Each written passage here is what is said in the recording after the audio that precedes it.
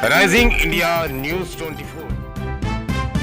जो भी सनातनी लोग हैं या देश के लोग हैं, वो लोग काम तो कर रहे हैं, लेकिन इसे बोल रहे हैं या वास्तव में धरातल पे कुछ काम हो रहा है? देखिए, जब से सोशल मीडिया का प्रादुर्भाव हुआ है, लोगों में तो जागरूकता आई है, लेकिन धरातल पे हम जब देखेंगे वो नकारात्मक दिशा की ओर हम बढ़ रहे हैं। और जब हम नकारात्मक दिशा की तरफ बढ़ते हैं तो राष्ट्र का जो संरचना है उसकी अवधारणा में कहीं ना कहीं कमी आ जाती है। यही कारण है कि हमारे भारतवर्षीय जो साधु संत समाज के प्रणेता रहे हैं, ऋषि कुल परंपरा हमारी रही है, उस परंपरा के जो संवाहक है, निर्वाहक हैं, वो अब घर घर में राजा भर्तृ की भांति, गुरु गोरक्षनाथ की भांति, बाबा मछलीनाथ की भांति अलख जगाने का काम कर रहे हैं, ताकि हमारा भारत पुनः सोने की चिड़िया बन जाए। और सोने की चिड़िया कल भी था हमारा भारत, आज भी है, लेकिन अंतर इतना है कि पहले हम सबके लिए समर्पित थे, आज स्वयं अपने लिए ही प्रयास कर रहे हैं। एक बात आ रही है, समस्या इसमें आती है, हिंदुओं में जो भी कारोबार कर रहे हैं, कारोबारी हिंदू कारोबारी सफल नहीं हो पाते हैं, लेकिन विधर्मी का कारोबार सफल हो रहा है। इसका क्या कारण है? साधारण सी बात है कि झूठ में चमक ज्यादा होती है, सत्य में चमक की कमी होती है। सत्य जब आगे बढ़ता है तो झूठ का प्रकाश पुंज शून्य होता है, फिर जो है धर्म की संस्थापना होती है। यही कारण है कि ये धर्मी बहुत वेग के साथ बढ़ते हैं, है ना। और धर्म परायण जो लोग हैं, उनका व्यापार, उनके आचरण धीरे धीरे समाज और राष्ट्र के बीच में आता है। आपने देखा होगा लोकल ट्रेन और एक्सप्रेस ट्रेन में, लोकल ट्रेन में बहुत जल्दी स्पीड पकड़ ली जाती है, लेकिन जो सुपर फास्ट ट्रेनें होती हैं पहले धीरे धीरे गति पड़ती है, और जब गति पकड़ती है तो लोकल ट्रेन का अता पता नहीं चलता। ठीक वही हमारा भारत है। ये भारत के बारे में आपने कहा कि भारत के लोग या सनातन के बारे में आपने कहा, उन तीनों में क्या? देखिए, भारत से अलग ना हमारे सनातन के लोग हैं जी, ना हम हैं, ना व्यापार करने वाले लोग हैं। यदि धर्मी की बात हुई तो अधर्मी भी हमारा भारत का ही एक अंग है जी। जहां सत्य है वहीं असत्य है, और जब तक ये दोनों रहेगा तब तक द्वंद्व चलेगा, और जब तक द्वंद्व चलेगा तब तक जो है राष्ट्र प्रखर होता जाएगा। पहले एक नारा लगा था, हिंदू चीनी भाई भाई। नहीं, कोई भारत के आम जनमानस का नारा नहीं था ये। चीन के जो पोषक तत्व थे, जिन्होंने अपने 3 संतानों के लिए भारत को 3 टुकड़ों में बांट दिया, उनका नारा था। अब भी तो गंगा जमुनी की तहजीब की एक कहानी कही जाती है, और इसी बात पे भाईचारा बनाया जाता है। आज चारा कौन बनता है? देखिए, गंगा जमुना कोई तहजीब हमारी नहीं है। गंगा राष्ट्रगान का एक जीवन रेखा है, यमुना भी एक राष्ट्रगान का जीवन रेखा है, जो हम भारतवासियों के लिए दोनों ही जीवन रेखा है ना। इसलिए गंगा जमुनी तहजीब की कोई बातें नहीं है। यदि गंगा जमुना की तहजीब की बात होती तो प्रयागराज के संगम पे सबको आना चाहिए था, है ना, वहां पे अलग जगाना चाहिए था, वंदे मातरम कहना चाहिए था। तो ये नारा गलत है। गंगा जमुना की तहजीब, तहजीब एक उर्दू शब्द है ना, और भाईचारा कोई हमारे सनातन संस्कृति में नहीं है। लेकिन इसी के नाम पे लोगों को एक करने का प्रयास किया था, फिर बाद में उनके साथ जो है ये सब राजनेताओं और जो भेड़िए हैं उनका एक षड्यंत्र है, इसके अलावा कुछ भी नहीं है। सेकुलर शब्द भी थोपा तो गया है, सेकुलर शब्द भी, धर्मनिरपेक्षता भी, धर्मनिरपेक्ष भी, ये भी तो थोपा यही है। देखिए, आपको आपातकालीन इमरजेंसी पीरियड मालूम होगा, 1975 में आया। और जितने भी लोकतंत्र सेनानी रहे हमारे या स्वतंत्रता सेनानी उस समय जीवित थे, उनके राष्ट्र मार्ग को बाधित करने के लिए, लोकतंत्र की हत्या करने के लिए इमरजेंसी लाया गया, ताकि 1976 में 42वां संशोधन करके इंदिरा गांधी हत्यारण जो है वो भारत के संविधान में धर्मनिरपेक्ष, समाजवाद, साम्यवाद शब्द जुड़ सके। और हमारा एक अभियान भी चल रहा है, एक अलग भी चल रहा है, हमारा महापंचायत अगस्त क्रांति 2021 हिंदू महापंचायत चल रहा है, भारत के साथ साथ 9 देशों में चल रहा है। और हम नेताजी सुभाष चंद्र बोस की आइडियोलॉजी को फॉलो करते हैं, क्योंकि 1943 में 21 अक्टूबर को हमारा भारत आजाद हो चुका था, जिसको मान्यता भी मिल गई थी। हम उसी आइडियोलॉजी के साथ आगे बढ़ भी रहे हैं। तो अगस्त क्रांति 2021 हिंदू महापंच, जिसमें अश्वनी भी रहे हैं, जिसका भी पिंकी चौधरी का, सारे लोग रहे हैं। लेकिन आपने कहा ना कि स्वयं बनने की जो परंपरा लोगों में आई, हमारा अगस्त क्रांति 9 अगस्त 2021 को था। कुछ बिचौलिए अंदर आके 8 अगस्त को उन्होंने जंतर मंतर में कार्यक्रम कर लिया, जिसके कारण जो है विखंडन की स्थिति बनी। और 9 अगस्त को ही भारत सरकार ने मान्यता दी कि ये जो अगस्त क्रांति 2021 है हिंदू महापंचायत, ये वैध है। 8 अगस्त को अवैध किया, इसी कारण से हमारे लोगों को जेल जाना पड़ा, इसीलिए जाना पड़ा था। अच्छा, अब एक बात आती है, जो ये तो खैर पीछे की बातें थी, आगे संगठन क्या कर रहा है भविष्य की नीति को देखते हुए? देखिए, हम घर घर में अलग जगा रहे हैं, है ना। सोशल मीडिया का हम प्रयोग त्याग कर रहे हैं, ताकि सोशल मीडिया में कौन अपना है कौन पराया है पता नहीं चल पाता है। इसलिए इस पॉलिसी को हम सोशल मीडिया पर न ले जाते हुए आंतरिक रूप से बिना माइक की बात करेंगे। जी, हिंदू जाग रहा है। हिंदू जागा ही कब था? हिंदू को जगा रहे हैं, लेकिन हिंदू जाग कहां रहा है? हिंदू जगा नहीं है, हिंदू के नाम पे अपना व्यापार चलाया जा रहा है। यही चीज तो वास्तविकता है। सवाल ही यही है कि हिंदू के नाम पे व्यापार कब तक? शिक्षा के नाम पर शिक्षा को क्या व्यवसायीकरण हो चुका, ऋषिकुल परंपरा को खत्म किया गया। आज भी तो वही है, ये भी तो उसी का एक अंग है। 1949 तक पूरे भारत में लगभग 13 लाख गुरुकुल थे जी। आज मुश्किल से 1000-2000 हैं, और हम उसी परंपरा को पुनर्जीवित करने के लिए श्री पंच दशनामी शिव शक्ति अखाड़ा की स्थापना कर रहे हैं, जिसमें सारे गृहस्थ भी रहेंगे, संसारिक भी रहेंगे, सन्यासी भी रहेंगे, बैरागी भी रहेंगे, है ना। और हर गांव में जो सरकार की संपदा है, वहां पे हम गुरुकुल पद्धति, ऋषिकुल पद्धति को आगे बढ़ाने का काम करेंगे। आप अयोध्या से हैं और मिथिला से भी आपका नाता होगा। मिथिला में ही एक लगमा गांव है, मिथिलांचल में ही, वहां आज भी ऋषिकुल परंपरा है। उनकी भी स्थिति गंभीर होती जा रही है। वहां तो कोई वित्त पोषण, कोई किसी तरह का सहयोग नहीं हो पाता, तो बाकी ऋषिकुल परंपरा कैसे आ पाएगी? क्या इतना आसान है? देखिए, जहां जहां हमें संज्ञाने बातें आ रही है, उस ऋषिकुल परंपरा को, गुरुकुल परंपरा को हम पुनर्जीवित कर रहे हैं, उसका वित्त पोषण भी कर रहे हैं, संवर्धन भी कर रहे हैं, प्रबंधन भी कर रहे हैं। आपने ऋषिकुल परंपरा लाने की बात कही, भारत विश्व गुरु बनेगा, ये दोनों बातें सुनने में तो सही है, लेकिन धरातल पे आज के डेट में जो महिलाएं हैं, जो बालक है, जो छोटे छोटे बच्चे हैं, क्या वो हिंदू शब्द से भी परहेज नहीं कर रहे? इसके मूल तत्व में जाएंगे तो इसके लिए हम और आप दोषी हैं। एक मुसलमान का जो बच्चा है, या ईसाई का बच्चा है, या सिख का बच्चा है, सिख को भी छोड़ दो, भी वो अपने भटकाव में आ गया है, पहले वो अपने बच्चों को मदरसा भेजता है, और हम अपने 3.5 साल के बच्चे, 2.5 साल के बच्चों को हम किडजी भेजते हैं या कॉन्वेंट स्कूल में भेजते हैं, जहाँ अल्फाबेटिकल की पढ़ाई होती है। हम कहारा की पढ़ाई नहीं करते, ऋषिकुल परंपरा की पढ़ाई नहीं करते हैं। जब हमारा जो डीएनए, जो ओरिजिन से है, वो अपने धर्म और संस्कृति से अलग है, तो उससे बड़ा होकर कैसे कहोगे कि आप वो हिंदू परंपरा को अपनाए? नहीं अपना सकता है वो। हमारा सवाल यही है कि परिधान बदल गया, परिधान हमारा हिंदू से दूर होता जा रहा है, भाषा से हम दूर है, हिंदी बोलने में लोगों को शर्म आती है, वो अंग्रेजी बोल के समझते कि मैं समझदार आदमी हूँ। ये सब बदलना बहुत मुश्किल इसके लिए देखिए, हिंदी में पत्र व्यवहार हो रहे हैं। ऐसा नहीं है कि हमारे मोदी जी के आने के बाद हुआ या अटल जी के आने के बाद हुआ। बीपी सिंह के समय से भी हिंदी में पत्र प्रचार हुआ, शुरू हुआ, चंद्रशेखर जी के समय भी हुआ। हिंदी के प्रचार को बढ़ावा देने के लिए सभी राज्य सरकारों ने भी पहल किया। लेकिन जो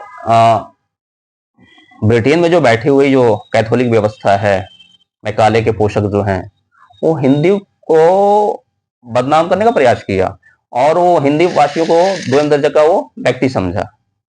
लेकिन सबसे अच्छी बात है कि बीपी सिंह भी रहे प्रधानमंत्री, चंद्रशेखर जी भी रहे, और अटल जी भी रहे, और पीवी नरसिम्हा राव जी भी रहे, और आज का जो हमारा राष्ट्रपति नरेंद्र मोदी है, आज विदेश में भी हिंदी में ही बातें करते हैं। नहीं, मोदी जी कर रहे हैं, लेकिन क्या हिंदी आज भी अबला नहीं लग रही है आपको देश में? नहीं, क्योंकि इसको अभी भी लोग हिंदी के बदले में अंग्रेजी प्रयोग कर रहे हैं। हिंदी को अनिवार्य क्यों नहीं किया जा रहा है? राष्ट्रभाषा हिंदी है ना, मानते हैं। संस्कृत भी है, हिंदी का मूल तत्व उर्दू और संस्कृत का मिला जुला शब्द है। जी हम देवनागरी की भाषा कर रहे हैं, देव भाषा की बात कर रहे हैं, संस्कृत की बात कर रहे जी हैं जी हमारे। जब हम गुरुकुल और ऋषिकुल परंपरा को ले आएंगे तो हिंदी और संस्कृत अनिवार्य होगा, और राष्ट्रीय शिक्षा नीति जो नई वाली आई है उसमें आवश्यक कर दिया गया हिंदी। बच्चों के परिधान के बारे में, खान पान के बारे में, जैसे आपने इसको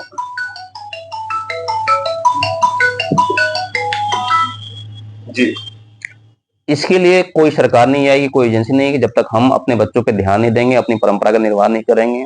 कोई भी सरकार या स्वयं देवादिदेव महादेव आ जाए, माता जगतजननी जगदम्बे आ जाए, सुधार नहीं ला सकता है। सुधार हमें अपने आप में लाना है। हम सुधरेंगे, जग सुधरेगा।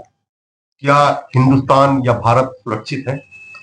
भारत कल भी सुरक्षित था, आज भी सुरक्षित था, सदा ही रहेगा। अधर्मियों का नाश होगा, धर्मपरायण ध्वज लहराएगा। हिंदू राष्ट्र हो सकता है। बस हमें एक संशोधन करना है भारत का। 1976 में जो 42वां संशोधन हुआ था, उसका संशोधन करना है, और राज्यसभा में वो विधेयक हमारा पास हो चुका है, एक राष्ट्र एक संविधान। हमारे 3 मांगे हैं अगस्त क्रांति 2021 हिंदू महापंचायत के निमित्त कि भारत में एक राष्ट्र एक संविधान लागू हो, दूसरा भारत धर्म सापेक्ष राष्ट्र घोषित हो, और तीसरा राष्ट्रीय धार्मिक न्यास बोर्ड का गठन हो। धार्मिक न्यास बोर्ड के गठन को लेके हम लोगों ने पिछले दिनों जो आंदोलन किया था दिल्ली में, 11 साधुओं ने आत्मदाह करने का कार्यक्रम किया था 2021 28 सितंबर को, जो कृष्ण जन्माष्टमी था। सारे कार्यालय बंद थे आपके, लेकिन राष्ट्रपति के आदेश अनुसार उनके प्रतिनिधि ने हमारे एक मांग पे जो है स्वीकृति दी थी, एक राष्ट्र एक संविधान। उन्हें ये नहीं मालूम है कि एक राष्ट्र एक संविधान ही सेकुलर शब्द को खत्म कर देगा, और भारत हमारा धर्म सापेक्ष राष्ट्र घोषित हो जाएगा। 100% होगा। धर्मेंद्र जी, आपका शहर विधर्मियों से कितना सुरक्षित है? मैं सोचता हूँ कि बिल्कुल भी नहीं। इसके लिए क्या कर रहे हैं आप? इसके लिए क्या कर रहे हैं? जागृति लाने के प्रयास कर रहे हैं। संगठन जागृति तो ला रहा है, और लाते भी रहे हैं पहले भी कई सारे हिंदू संगठन, प्रशासन भी काम कर रही है, लेकिन वो नजर क्यों नहीं आ रही है? मैं एक ही बात कहूंगा, सारी बातों की बात। परसों मैं न्यूज 29 ये टीवी 9 है, उसको न्यूज को देख रहा था। हम गौ माता का संरक्षण की बात करते हैं, गौ माता को राष्ट्रमाता की बात करते हैं। अभी 45 करोड़ के करीब एक अंदेशा है कि कुंभ के मेले में खड़े होंगे, सभी जाकर के संगठित होंगे और स्नान आदि करेंगे। हाँ, हिंदू इकट्ठे होंगे। क्या गौ माता के लिए आप इकट्ठे हुए? इतने लिए? और न्यूज टीवी 9 पर यह बताया गया कि भारत जो है विश्व में दूसरे नंबर पर गौ माता का निर्यातक है।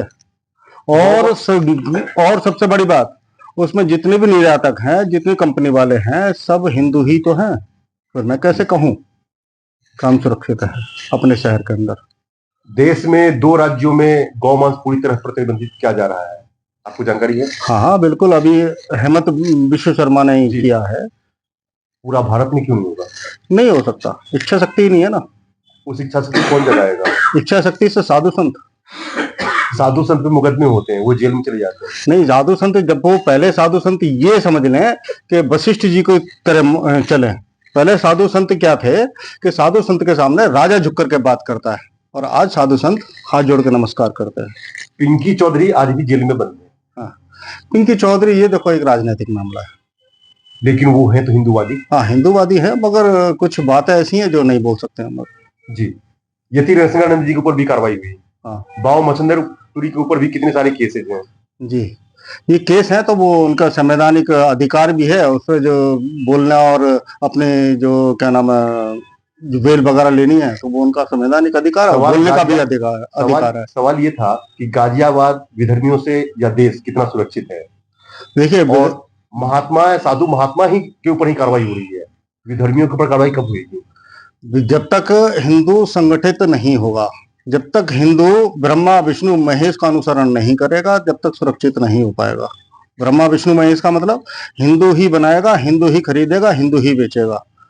संगठित करो, संगठित रहो और संगठित व्यापार करो। धन्यवाद। अच्छा महाराज जी, एक बात और हम्म, सवाल आ गया आपसे पूछना है। हम पूछ लें आप। ये संभल का जो हरिहर मंदिर की बात आ रही है, हम्म, मोहन भागवत जी ने एक बयान दिया था कि जहां हर मंदिर को खुदा ना जाए, हर मस्जिद को खुदा ना जाए, लेकिन यहाँ तो हर जगह मंदिर है, और कितने मस्जिद खुदेंगे। देखो मेरी बात समझ लो, भारत में 800 वर्ष पहले जो है केरल में किसी ने मस्जिद की स्थापना करी। एक मस्जिद की स्थापना की। हाँ, क्योंकि वो अरबियन जो देश था, अरबी देश था, वहां की जो भी मूल्य रहे हो या सीख रहे हो, उसकी बेटी बड़ी प्यारी लगी, बंदे ने प्यार में मस्जिद बना दिया केरल में। हम सनातनी, जिसे धर्म संस्कृति का संवाहक कहा गया है, जिस अवस्था में ईश्वर ने हमें भेजा है, आदि शक्ति ने भेजा है, हम उसी रूप स्वरूप में जाते हैं, विदा भी लेते हैं। और जो आपका मैकेनिकल डायग्नोसिस जो होता है, उसके बाद आप अपने पंथ मजहब को आगे लेकर बढ़ते हैं आगे, वो मात्र दिखावा है। हम तो सहस्त्र धाराओं के साथ आगे बढ़ने वाले लोग हैं। जिस सूरज को आप नकारते हो, वही सूरज आपको जीवन देता है। जिस चंद्रमा पे आप इतना इतराते हो, उसी हमारा शिव ने धारण कर रखा है। और जिस दिन शिव ने उस चंद्रमा को अपने इस ललाट से, मस्तिष्क से हटा दिया, शनि उसका विनाश कर देगा। तो ये ऐसी शक्तियां हैं जिसका अपना अपना प्रकाश पुंज है, ना जिसका कोई आधार है। तो जहां तहां हमारी धराधाम पे अवैध स्तूप बनाते हैं, जबकि इनके ही मजहब में लिखा हुआ है कि ना हम किसी मजार पे जाएंगे, ना किसी स्तूप की पूजा करेंगे, निराकार ब्रह्म की हम पूजा करेंगे, जिसको कुरान में लिखा हुआ है, हदीस में भी लिखा, कुरान में भी लिखा, और भी जो इनकी जो पुस्तकें हैं उस सब में लिखा हुआ है। जहां तक आपने कहा कि गाजियाबाद अर्थात दिल्ली कितना सुरक्षित, जी देखो साधु का जो धर्म होता है ना, यम तप का क्रियाकलाप है, और उसे हर समय परीक्षाएं देनी पड़ेगी। जेल में जाने से यदि डर गए तो आप श्री कृष्ण के भांति इन अधर्मियों का विनाश नहीं कर सकते। ये जो जितना भी केस हो, वो अपने आप को एक अलंकार के रूप में, माला के रूप में स्वीकार करें। और हम में कितना यम नियम संयम है, कितना तपोबल है, कितना यश है, कितनी कीर्ति है, उसके बाद भी बैठ के हम यहाँ पर राष्ट्र धर्म की बातें करें, हिंदुत्व की बातें करें, हिंदू राष्ट्र की बात करें, न डरें। वही राष्ट्र योद्धा है, वही धर्म योद्धा है। और जो पुलिस की मार से, गुंडाओं के तमंचा से डर गया, ना कदापि संत हो सकता है, ना कभी राष्ट्र का हमारा वाहक हो सकता है। महाराज जी, बात डर की नहीं है, लेकिन अगर एक हिंदू या सनातन के ध्वजवाहक साधु संतों पर अगर हमला होता है, अपमान ज्यादा होती है। ये अपमान सबको स्वीकार नहीं होती है। स्वाभाविक रूप से पीड़ा तो उन सनातनियों को होती है कि हमारे साधु संत समाज पे प्रहार हो रहा है। साधु संत समाज का मतलब ही होता है कि पूरे समाज की गंदगी अपने शरीर पे डाल लेना और उसको वहन करके आगे बढ़ना। ठीक है, जिस गणवेश को हमने चोला को धारण किया, अंदर से भी वही होना चाहिए, बाहर से भी वही होना चाहिए। डर उन साधु संतों को होता है, उन गणेशधारियों को होता है, जो माया मोह के चक्कर में राज सत्ता की सुख प्राप्ति के लिए दिन रात लड़ाई लड़ रहे हैं, अपने नाम को लेकर स्वयं बन के आगे बढ़ रहे हैं। उन्हें समस्या होती है। अपने किसी भी कार्रवाई को, अपने किसी भी कार्यक्रम को जो हमारे राष्ट्र धर्म से जुड़ा हुआ है, सनातन धर्म से जुड़ा हुआ है, उसे सोशल मीडिया पे प्रचारित प्रसार क्या करने की आवश्यकता है। आप स्वतः शत्रु के चुंगल में फंस रहे हो कि मैं हूं आपका शत्रु। आबल मुझे मार वाली स्थिति तो आप स्वयं पैदा कर रखे हो। योद्धा वो है जो बिन बताए हर काम को निपटाए। गुंडा वो है जिसका किसी पुलिस के थाने में कोई केस ना हो। जी, तो कहने मतलब आप ये कह रहे हैं कि योद्धाओं को लड़ना ही पड़ेगा, और संत महात्मा भी अब योद्धा ही बन जाए। संत महात्मा का यदि इतिहास पढ़ोगे तो योद्धा ही थे। आज सेना आपकी आई है ना, भारत की सेना, शुरू से आदिकाल से, अनादिकाल से त्याग, तपस्या और राष्ट्र की रक्षा का जिम्मेदारी साधु संतों के कंधों पे ही थी, उनके हाथों में ही थी। राजा तो बड़े चैन के साथ सोया करता था। बांग्लादेश में हिंदू मर रहे हैं, इसके लिए हमारे महात्मा जोर जोर से बातें तो करते हैं, लेकिन जमीन पे कब उतरेंगे? क्या भारत में भी ये स्थिति हो सकती है ना? देखिए, कुछ जो चीजें ऐसी है, हमारे साधु संत समाज में कुछ अलग अलग शाखाएं बनाई गई हैं।